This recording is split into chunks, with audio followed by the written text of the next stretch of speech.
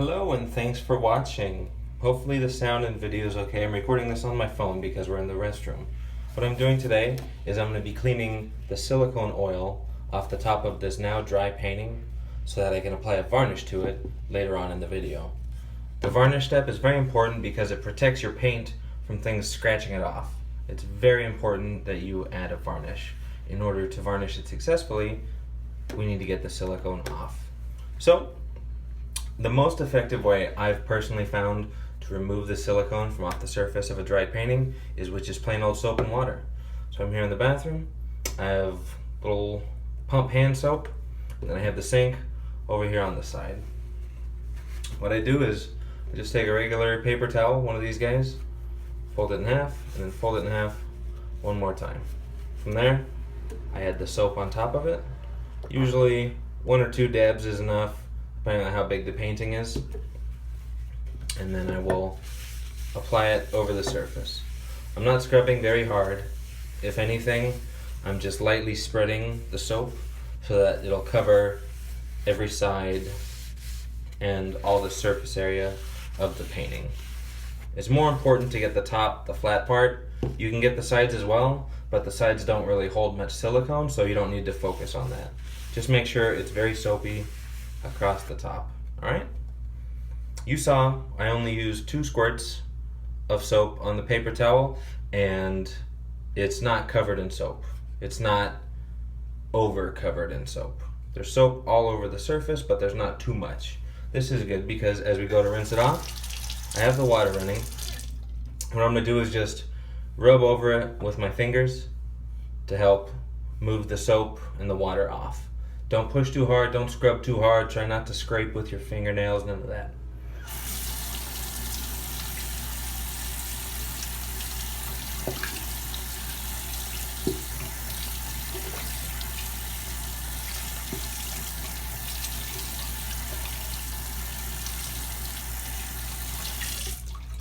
Okay, and we should be good. Now, another good thing about washing it off, washing the soap off with just the pressure of your fingertips in the water, is that you can feel if the surface is still slippery or not. So if it's really soapy, you know that you can help move it off a little more. You'll know when you're done rinsing the soap and the silicone off the top. Finally, I have an extra towel over here, extra paper towel. I'm just gonna lightly go over the surface one more time to remove the big collections of water. From here, I'll let it air dry the rest of the way, and then we'll take a look at the varnishing step right now. Okay, we are back and we are ready to varnish. So you can see that we have our painting set here. I've got the camera angled at more of a flat angle. The reason I'm doing this is I want you to be able to see the streaks and the way that the varnish behaves as we start coating the surface. So let's talk about varnish real quick. There's a few different types. What I'm using on this particular painting today is an all-purpose sealer, which you can get at most craft stores. This sealer is probably the thickest of the varnishes I own, and it's nice and glossy. There's also gloss varnish, which is another very high gloss, very shiny surface, but it's not quite as thick. I'll talk about thickness in a second. Finally, I also own a matte varnish, in which case, if a painting I do, I think it looks better without so much shine to it, that's when you want to use a matte varnish. There's also other variants, like satin is another popular that's in between matte and gloss varnish, but we're using the thickest, this all-purpose sealer today. Now, if you can see along the surface, you might notice little divots and dimples and just all around little bumps inside the painting. The reason these show up is because as the paint and the silicone start to dry together, the silicone never really dries, so it will sit on top of the paint and push into it as the paint dries, creating these little bumps. This is a little different from something known as crazing, and crazing is when your paint has not been extended well enough, when your paint hasn't been thinned properly. If it has not been thinned properly, when it dries it will crack and just crack apart. So the bumps are a little different. This is just the indication of excess silicone. and it's perfectly normal to see in acrylic pour paintings like this. So I'm using a thicker varnish on this so that it can help fill in some of these lumps a little better and give an overall smoother impression over the top. What are we gonna do? We're gonna be using a brush. You want a flat brush? You can use any brush to brush, varnish, or paint across the surface, but a nice flat, wide, bristled brush is going to be your best option because you're going to cover more at once and you can eliminate a lot of unpleasant streaking on your surface.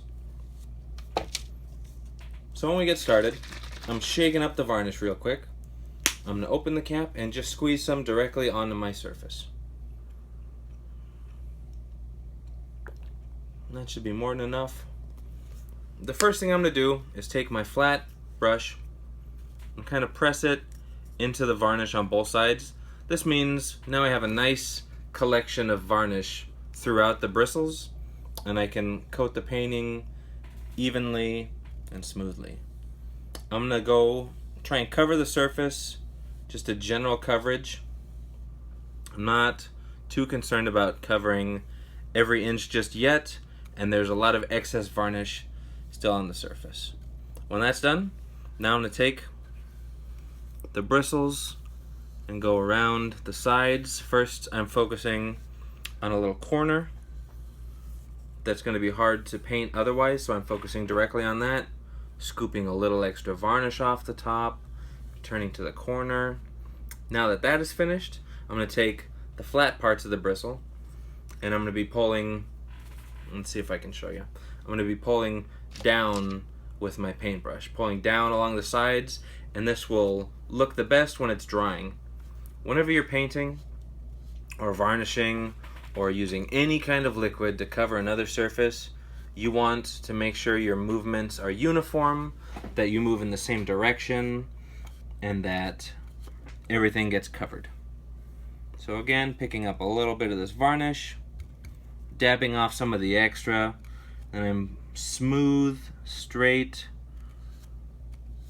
movement around the side here. I can flip the brush over if I need to, turn it, so that I can get the extra varnish that has collected on the opposite side of the bristles. I'm going to pull up over here because the camera's kind of in the way, but up and down are opposites in the same direction, so it won't affect the overall look. Now, to finish varnishing, I'm gently pulling across the surface as if I'm not even touching it. And the more gently you pull across the surface, the less deep the brush marks will be, the impressions of where the bristles on the brush were, which is very good if you don't want it to look, let's just say bad, if you don't want it to look bad. I can't really think of any example where you want your painting to have a bunch of these cross-hatch, back and forth, perpendicular lines on them. So always try to move smoothly, to move softly, and to be consistent with how and where you're pulling the brush. We move horizontally first, then we move vertically across it. And we're doing this, the varnish is drying the entire time, and so the back and the forth movement allows the varnish to produce a smoother surface. I'm going to leave it here. I fully covered the canvas. Checking around the side, just touching up a couple spots that don't seem as varnished as I'd want them to be. The top is perfectly fine. And now let's talk about the brush really quick, since this is going to be dry. When you're selecting a flat bristle brush, the most important quality is the bristles. Some bristles are soft, medium, firm. It varies how stiff the bristles are. The softer the bristles of your brush are, the smaller or the more invisible the brush strokes will be. You'll get a very smooth, very uniform surface when you use a very soft bristle, which is perfect. But the downside to that is soft bristles are more difficult to clean. The contents that you're painting with, whether it be paint or varnish or something else, this sticks much easier to soft bristles, so they're very hard to clean. Meanwhile, a very stiff bristle is very easy to clean, but you will absolutely guaranteed get brush strokes in your painting. In more abstract art, that's very desirable. Depending on how you're working, you might want to show that texture. You might want to have the visible aggression of the stiff bristles in your work. But on a varnish, where the entire goal is to make it as smooth and uniform as possible, you want to avoid stiff bristles. So go for a soft bristle brush or a medium. Either of those two will be sufficient. With that, I'm going to let this sit here and dry, and we'll be all set. Thanks very much for watching. Lastly, you want to make sure you don't forget to clean your brush. As soon as you're done using it, go wash it off. With something like varnish, this will get very hard, very sticky, very impossible to clean up very quickly. So as soon as you're done varnishing a painting, go wash the brush off. This varnish I use is water-based, so I'm using water to clean it off. I'm in the sink. I'm holding the brush closer to the end of the sink rather to the top. For example, if you hold the water up here, it doesn't get through the brush as much, but the further down, the more gravity affects the water, so it hits the brush harder and cleans it more thoroughly. You can also use your hands, which I will be doing when I'm not holding this camera anymore, and then just make sure you dry it off very well. Don't leave the brush sitting on its bristles. Keep the brush resting this side up to dry, so that way the bristles can stay nice and strong and last you a long time. All right?